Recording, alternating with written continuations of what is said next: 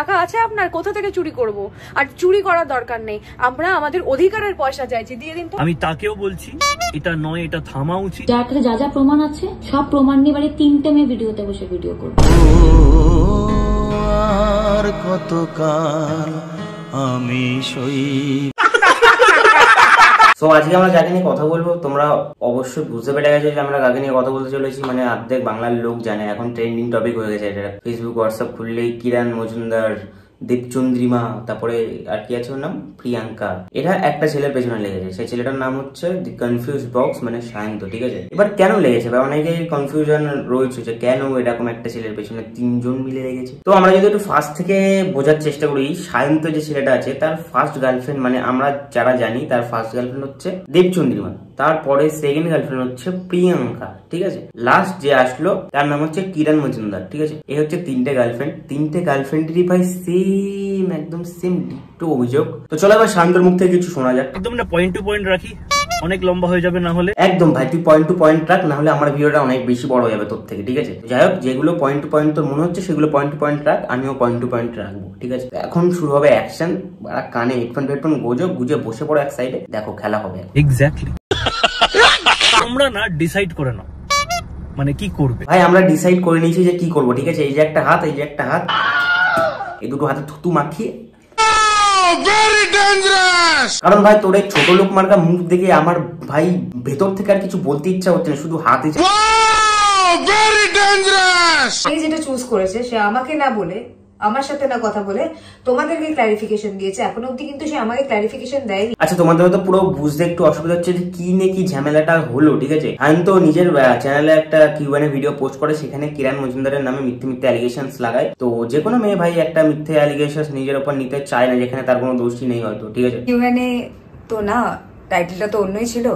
QnA ভিডিওটা দেওয়ার জন্য আর ফাইনালি আমার জীবন থেকে চলে যাওয়ার সিদ্ধান্তটা নেওয়ার জন্য, কারণ আমি পারতাম না। তো সেই থ্রুতে কিরণ মজুমদার একটা ভিডিও বানায়, আর আমার ভাই ভিডিওটা দেখার পরে মনে হচ্ছে যে ঠিক আছে ভাই, বানানোটা উচিত ছিল। আগে যে দুটো গার্লফ্রেন্ড ছিল তারা ভাই পুরো চুপ করে গেছে, এই একটা মেয়ে যে স্টেপ নিয়েছে, ঠিক আছে। তো ভিডিওটা দেখার পরে যা মনে হলো যে মেয়েটার মধ্যে একটু হলেও সাহস রয়েছে, ঠিক আছে। আর ছেলেটা তোর উপর আসছি, দাঁড়া আমি আসছি ভাই। কন্ট্রোভার্সিটা এতক্ষণ এদের মধ্যেই ছিল, ঠিক আছে। বাট দ্য টক্সিক বক্সের দুটো এক্স গার্লফ্রেন্ড এর মধ্যে এন্ট্রি নেয়, বিকজ তাদেরও ভিডিও তার চ্যানেলের মধ্যে রয়েছে। তারা এখনো বুঝতে পারছে না যে তারা এক্স না, তারা প্রেজেন্ট। 3টে মেয়ে একটা ক্যামেরাতে বসবে, আপনি এটাই চাইছেন? প্লিজ আমাকে ক্ষমা করে দাও, প্লিজ প্লিজ আমাকে ক্ষমা করে দাও প্লিজ। আরে দেবচন্দ্রিমা দিদি, ছেলেটার এমনি গাড় ফেটে গেছে। 3টে মেয়ে একসাথে বসে দরকার নেই, ড্রোন পাঠিয়ে দিয়েছে তো বাড়িতে, ঠিক আছে। এক্স্যাক্টলি। এবার তোমাদের আরো একটা কথা বলে রাখি, প্রথম গার্লফ্রেন্ড হচ্ছে দেবচন্দ্রিমা, দ্বিতীয় গার্লফ্রেন্ড হচ্ছে ভাই প্রিয়াঙ্কা মিত্র, তৃতীয় গার্লফ্রেন্ড হচ্ছে ভাই কিরণ মজুমদার, আর 4 নম্বরটাও চলে এসছে ভাই এর মধ্যে। 4 নম্বর যে গাধাটা বা গরুটাকে ভাবছো আবার বলি দেবে, সবাই জানে 4 নম্বরটাকে।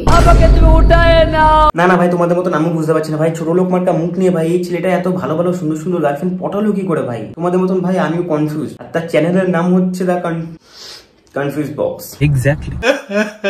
এবার দাদা আমার ভালো ভ্লগ করার সাথে সাথে ভাই ভালো মিথ্যা কথাও বলতে পারে, যেমন এক্স এর টাকার মাইক, ড্রোন, তারপরে এক্স এর টাকায় ঘুরে আসা মলদ্বীপস এর ট্রিপস, সেই ভিডিওগুলো এখনো রেখে দিয়েছে, ঠিক আছে। তারপরে এক্স এর টাকায় ব্যবহার করা জ্যাকেটস প্যাকেট সব কিছু। এই টাকাটা দেওয়ার ভয় আপনি পালিয়ে গেছেন আর আমার সাথে কোনো রকম যোগাযোগ করেননি। 2.5 লাখ টাকা ড্রোন। ভাই নরমালি ব্রেকআপ হয়ে যাওয়ার পরে দুটো পার্টনার কি বলতে পারে যে আমার কাছে তোমার যে জিনিসগুলো আছে সেগুলো নিয়ে চলে যাও, ঠিক? আপনার জিনিসপত্রগুলো প্লিজ আপনি আমার বাড়ি থেকে কোনোভাবে নিয়ে যাওয়ার ব্যবস্থা করুন। আপনি যদি না নিয়ে যান আমি কোনো একটা অনাথ আশ্রমে দিয়ে ঠিক আছে, এটাই বলতে পারে। বাট এই কি বলছি শোনো একটু। ভাই পাঠাবো না, আমি আমার টাচের কোনো জিনিস পাঠাবো না। তাহলে তুই লোকের জিনিস টেনে টুনে বলছে আবার আমি দেবো না ফেরত।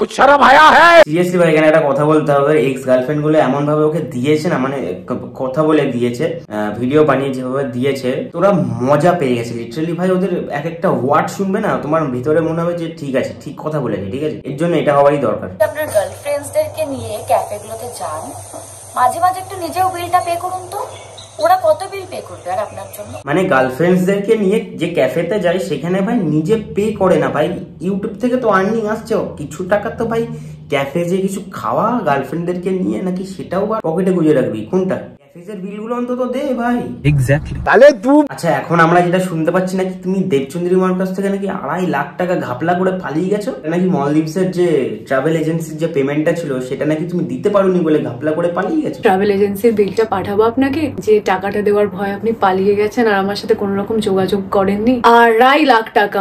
প্লিজ আমাকে ক্ষমা করে দাও, প্লিজ প্লিজ আমাকে ক্ষমা করে দাও প্লিজ। আচ্ছা মানলাম যে তুমি দিতে পারোনি, ঠিক আছে, তুমি দিতে পারোনি সেটা মেনে নিলাম, বাট তুমি অন্য তোমার যে এক্স গার্লফ্রেন্ডকে বাদ দিয়ে, মানে দেবচন্দ্রিমাকে বাদ দিয়ে যে তোমার প্রেজেন্ট গার্লফ্রেন্ড এসেছিল তাকে তো অন্তত বলতে পারতে যে ও আমাকে ঘুরতে নিয়ে গেছিল 2.5 লাখ টাকা দিয়ে, বা আমার 2.5 লাখ টাকাটা ও দিয়েছিল। ভাই না, এটা করেনি ও, ঠিক আছে। যে প্রিয়াঙ্কা মিত্র যে বলে মেয়েটা রয়েছে, ওর সেকেন্ড গার্লফ্রেন্ড, মানে হ্যাঁ দেবচন্দ্রিমার পরে যে গার্লফ্রেন্ড এসছে, তাকে নাকি কি বলেছে সেটা ওর মুখ থেকেই শুনো। আপনি তো নাকি মলদ্বীপসে সেই মেয়েটাকে আপনি নিজের টাকায় নিয়ে গেছিলেন, আমাকে তো তাই বলেছিলেন যে নিজের টাকায় নিয়ে গেছে, সেই মেয়েটা নাকি এখনো টাকা দেয়। সিরিয়াসলি ভাই এমন গালাগালি আসছে, মুখ থেকে বার করতে পারছে না, একদম চেপে রেখেছি সিরিয়াসলি। এটা যদি ফেসবুক বা ইনস্টাগ্রাম তো দিতাম গালাগালি। এরকম ও তো নিজেরটা দেখায় না, কিছু তো লোকায় না। কেন লুকিয়েছে? কি দেখাতো? আমার মুখ ওরকম ফোলা কেন ছিল? না ভাই, কিরণ মজুমদারের এইটুকু কথা শুনে বোঝা যাচ্ছে যে ও যে কটা গার্লফ্রেন্ড ছিল সবাইকেও মারতো। আর আমি মানে তোমার প্রিয়াঙ্কার একটা ভিডিও দেখছিলাম, ওখানে ও বলছিল যে তুমি তোমার গার্লফ্রেন্ড গুলোর সাথে যেগুলো করেছো আমার সাথে সেগুলো করতে পারোনি, মানে তোমার হাত আমি ধরে নিয়েছিলাম, মানে ইনক্লুডিং দেবচন্দ্রিমা, ইনক্লুডিং কিরণ মজুমদার, এরা হয়তো মার খেয়েছে, বাট প্রিয়াঙ্কার কথা শুনে যেটা বুঝলাম ওকে রাইটটা প্রিয়াঙ্কা দেয়নি, ঠিক আছে। লাস্টে তো আমি নিজেই ভাবতাম আমি কি সত্যি আমার মাথা খারাপ, কি বলবো। না ভাই, এখানে আমি কিরণ মজুমদারকে অ্যাপ্রিশিয়েট করতে চাই, সে একটা স্টেপ নিয়েছে, ঠিক আছে, যেখানে দেবচন্দ্রিমা আর প্রিয়াঙ্কা যে স্টেপ গুলো নিতে পারেনি, সে এখানে একটা স্টেপ নিয়েছে যে নিজের উপরে মিথ্যা অ্যালিগেশন যে আসতে দেয়নি, ঠিক আছে। আচ্ছা তোমরা যারা দি টক্সিক বক্সের ফ্যান্স আছো, যারা এই ভিডিওটা হয়তো দেখছো, তাদেরকে একটা ক্লিপ শোনাই, হয়তো শুনে ফেলেছো, আর যারা এখনো শোনোনি, দ্য টক্সিক বক্স তোমাদেরকে নিয়ে কি ভাবে সেটা একটু শোনো। কোনো পোস্ট দিতে কোনো এডিটই আমার কোনো সমস্যা নেই, কিন্তু প্রবলেমটা হচ্ছে এইটা দিলে না আমার গান্ডু পাবলিক গুলো ভাববে এর পরের যা যা ভিডিও দেবো সেগুলো সেই ওই এডিটর গুলোকে দিয়ে করানো। তোমরা না ডিসাইড করে নাও মানে কি করবে। দেখো ভাই, এটা শোনার পরে আমি কিছু বলবো না, এবার তোমাদের হাতে সবকিছু। 2,50,000 ছিল, সেখান থেকে 2,30,000 এসছে, ঠিক আছে। এবার বাকিটা তোমাদের হাতে, যারা এখনো তাড়াতাড়ি যাও গিয়ে বাকিটা তোমরা বুঝতেই পেরে গেছো।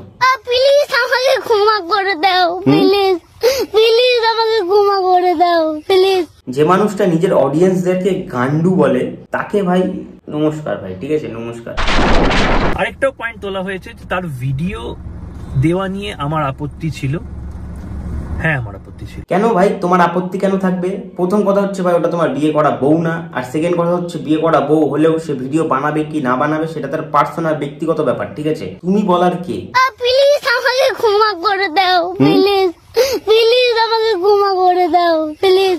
করে দিয়েছো না আমাকে জীবন থেকে, তাও কেন আমার নাম দিয়ে ভিডিও দিচ্ছ? কি আর করবে বলো, চ্যানেলে তো ভিউজ তো আনতে হবে নাকি? না হলে 4 বছর আগে ব্রেকআপ হয়ে যাওয়ার গার্লফ্রেন্ডের ভিডিও এখনো চ্যানেলে ফেলে রেখে দেয়? ভিউজ তো আনতে হবে নাকি, ওখান থেকে কিছু রেভিনিউ, কিছু পয়সা তোকে ইনকাম করতে হবে নাকি? এক্স্যাক্টলি। তাহলে আর সব থেকে বড় কথা হচ্ছে দাদার যে মোস্ট পপুলার ভিডিও গুলোর মধ্যে তার এক্স এর ভিডিও গুলোই পড়ে, আর সেগুলো অনেক আগের ভিডিও, ঠিক আছে, তো সেগুলো ডিলিটও করতে পারছে না। ডিলিট করে দিল ভাই, রেভিনিউ কমে যাবে, টাকা আসবে না। এক্স্যাক্টলি। তো এবার বলছি এই এক্স্যাক্টলিটা বন্ধ করে চ্যানেলের ভিডিও গুলো ডিলিট করো, না হলে ভাই 3টে মেয়ে একসাথে বসলে না তুমি এখন যেখানে আছো সেখানেও থাকবে না, ঠিক আছে। প্লিজ আমাকে ক্ষমা করে দাও, প্লিজ প্লিজ আমাকে ক্ষমা করে দাও প্লিজ। তো যাই হোক, অনেকদিন পরে একটা কন্ট্রোভার্সিয়াল টপিক নিয়ে ভাই ভিডিও স্টার্ট করলাম। তোমরা ভাই যারা যারা আগে দেখতে অবশ্যই সাবস্ক্রাইব করো, আর ভালো লাগলে লাইক করো। এবার থেকে ভিডিও আসবে।